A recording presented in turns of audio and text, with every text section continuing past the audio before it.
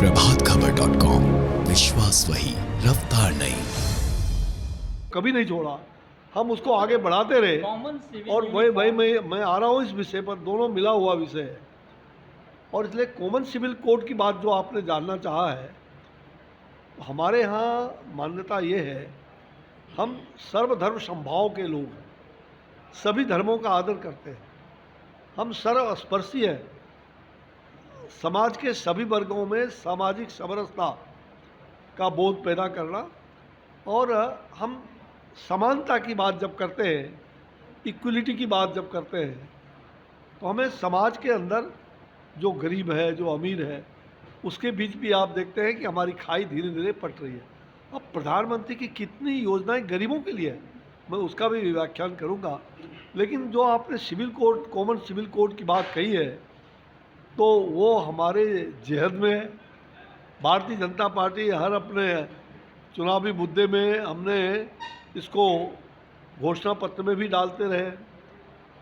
तो वक्त आएगा, जैसे धारा 370 चुटकी बजाते खत्म हो गया।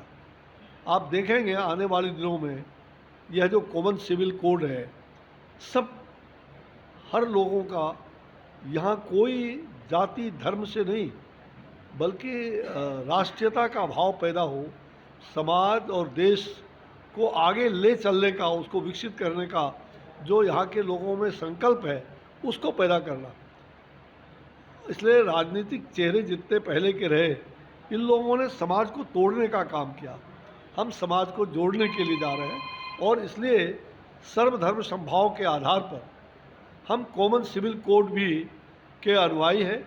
हम पूरी तरह से मतलब जो समान संहिता कानून, यह देश के अंदर लोगों के मन के अंदर ये विचार काफ़ी आगे उभर करके आ रही है, और समय आते आप देखेंगे ये भी लागू होगा।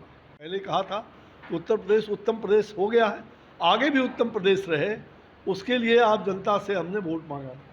और आज मुझे खुशी है कि मैं चुनाव के जीतने के बाद ये दूसरी बार उत्तर प्रदेश आ रहा हूँ।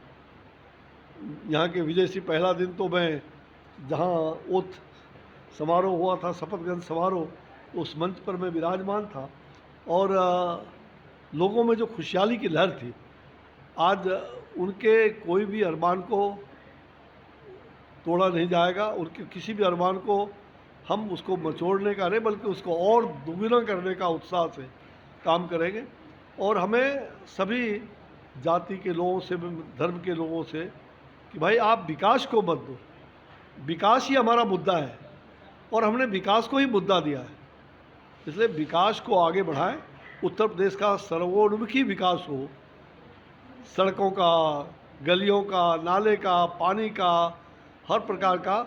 और अपराधियों के लिए तो आप जानते हो कि हमने कहा है कि भाई देखो, ये चुनाव के वक्त में भी और चुनाव के बाद ही हमारे मुख्यमंत्री जी वो बुलडोजर बाबा की उपाधि, भाई वो बुलडोजर बाबा, मैंने भी उस समय कहा, वो पूरी तरह से बुलडोजर बाबा ने, देखो कि भाई जो अपराध करेगा, या तो अपराध करके छोड़ करके भाग जाओ, अपराध मुक्त हो जाओ, अपराध मत करो।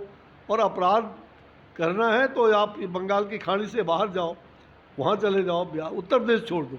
ये जो सरकार ने एक लिया, और यहाँ ज़मीन माफिया, बलात्कारी, दुराचारी, अत्याचारी लोग जिससे आक्रोशित थे, जिससे पूरी तरह से लोगों में एक सेंटिमेंट को, यहाँ के लोगों में किस प्रकार से मतलब आए दिन लोगों की ज़मीन भूमाफिया ले लेते थे।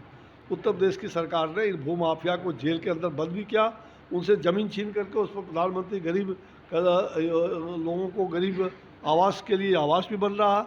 और ये तमाम बुलडोजर बाबा का बुलडोजर उस समय भी चला, आगे भी ये चलता रहेगा, अपराधियों के लिए, भ्रष्टाचारियों के लिए, दुराचारियों के लिए। प्रभातखबर.com, विश्वास वही, रफ्तार नहीं।